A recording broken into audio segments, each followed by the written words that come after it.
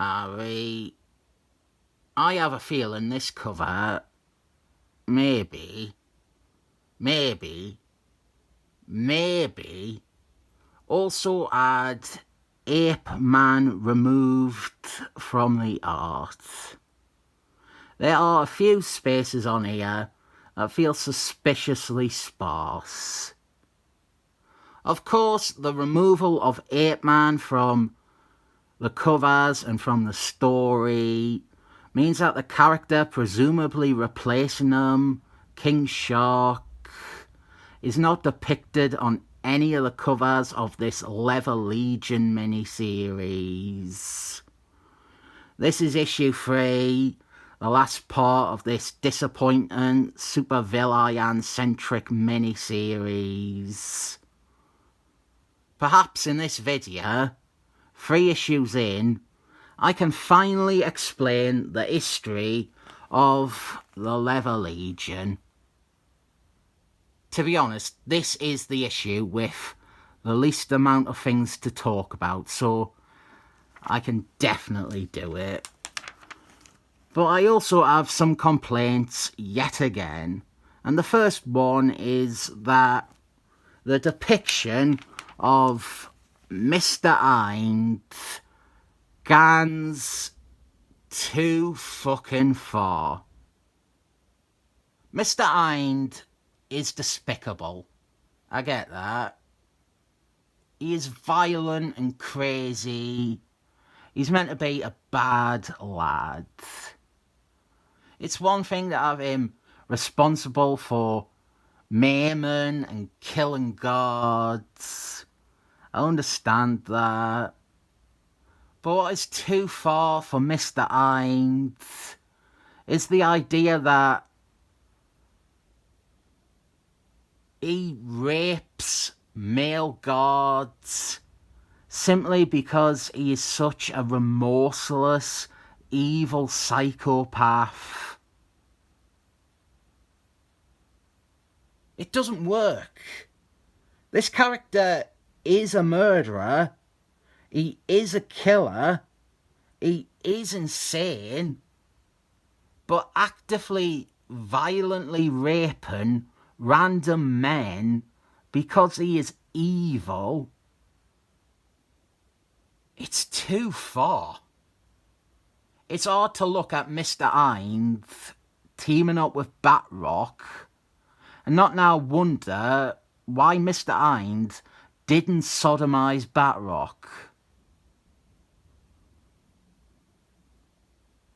The best thing about Mr. Hind's use is that his motivation comes from Nokia Engage's run on Thunderbells. There was a story where there was a new Masters of Evil. It was Mr. Hind, Captain Boomerang. The human on top was the leader. Who was the fourth one? You were seeing the picture now, but I'm trying to remember it. Was it King Shark, actually?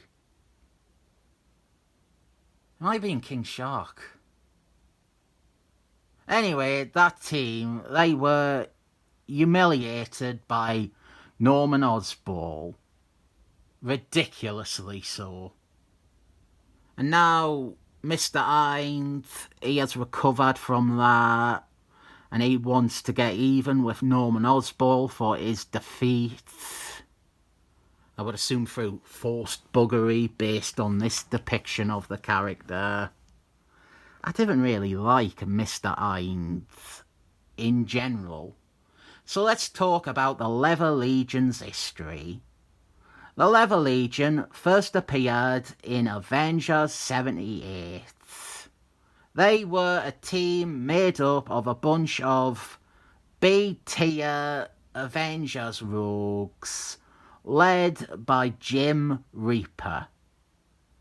The thing about the Leather Legion is that initial team,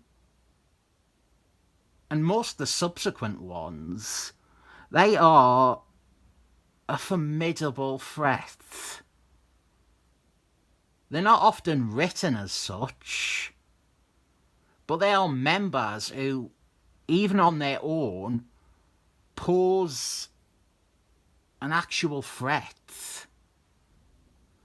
Grim Reaper is a common thread through most of the different versions of the Leather Legion, although there are some where he is not present, like Neferon's squad from Avengers 164, or the one from the last West Coast Avengers story. I think the Leather Legion, they fell out of favour down to how well executed the Masters of Evil were by Roy Sternman. Before that, it felt like the Leather Legion sort of replaced the Silver Age Masters of Evil as the credible team of bad guys that the Avengers fight. And then with Roy Sternman, it came full circle, and the Masters of Evil replaced the Leather Legion as the bad guy team that the Avengers fight.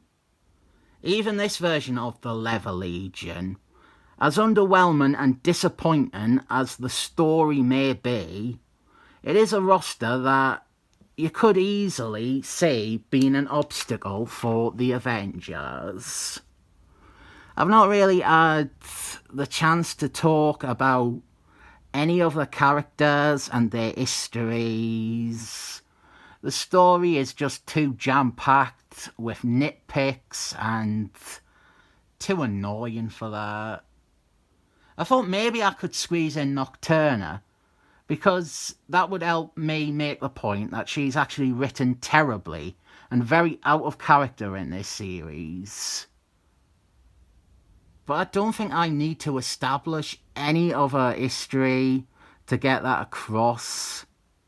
Combined with all the other problems this series has had, I think me saying Nocturna is out of character is something that you will accept as being the case.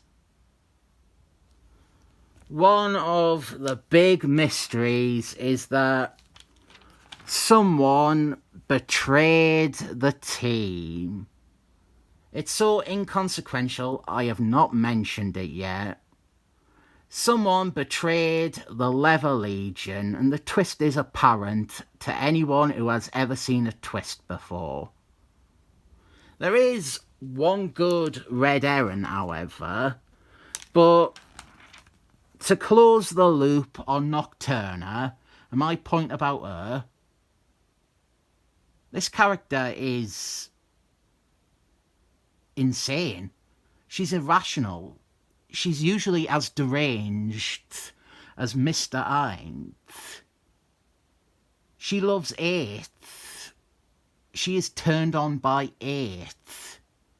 She is a cackling villainess preaching about the darkness and the abyss and the glory of hatred. In this, she is, well, incorrectly shown as if her white skin when she is costumed is makeup. Fucking massive red flag there, showing that the editors didn't know jack about these characters. This is an albino woman. But character-wise, she is so fucking wrong. She is rational, she is emotional, she has empathy and love. It is not good. And it is typical treatment of established continuity by Tom Beevort edited books. The Red Heron is great gargoyle. I bet you forgot he was even in this series. You could have watched all three of these videos. Fuck, you could just read the comic.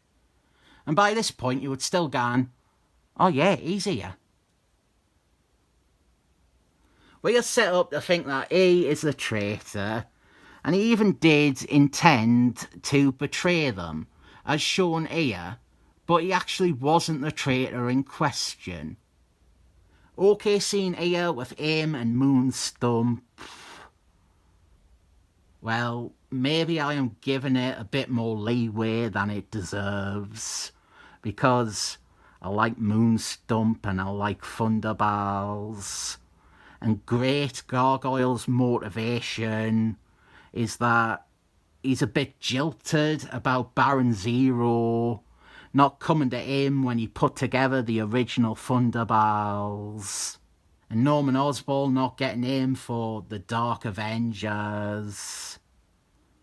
He has also deduced that Moonstump is the person dressing up as Miss Marbles on the Dark Avengers. And that is a character noticing this. It makes sense. It's bonkers that anyone in the Marvel Universe didn't notice that half of Norman Osborn's Avengers team looked and acted very similar to people who had just worked with him on Thunderballs. Then it turns out that the actual traitor was Jim Reaper. Don't recommend. It's a waste of time.